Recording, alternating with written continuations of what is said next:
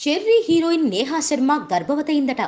హీరోయిన్గా అడపాదడపా సినిమాలు చేస్తూ మధ్యలో గర్భవతి కావడం ఏంటి?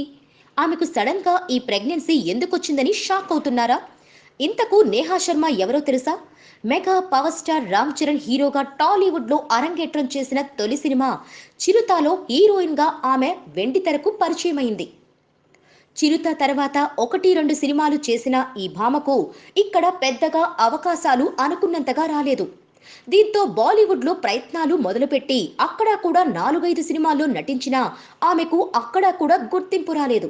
ఆ తర్వాత ఆమె అందాల ఆరబోతకు కూడా రెడీ అయ్యి చాలా హాట్ సీన్లలో కూడా నటించింది. ఈ భామ లేటెస్ట్గా తుంబింటూ అనే సినిమా చేస్తుంది. ఈ మూవీ సమయంలో ఈ భామ ప్రెగ్నెంట్ అయిందట. నిజంగా ప్రెగ్నెన్సీ అనుకుని ఆశ్చర్యపోకండి. పూర్తి వివరాల్లోకి వెళ్తే ఈ సినిమాలో ఆమె గర్భవతిగా నటిస్తుందట.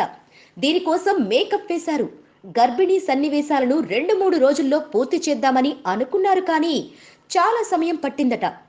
గర్భవతిగా నటించేందుకు 40 రోజులు పట్టిందని తెలిసింది. ఈ 40 రోజులు కడుపుకి కట్టిన బరువును నిజంగానే మోసిందట.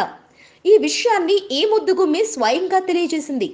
ఏది ఏమైనా రియల్ లైఫ్లోనే కాదు, రియల్ లైఫ్లో కూడా ప్రెగ్నెంట్ బరువు కష్టాలు ఏమిటో నేహకు తెలిసిపోయాయన్నమాట.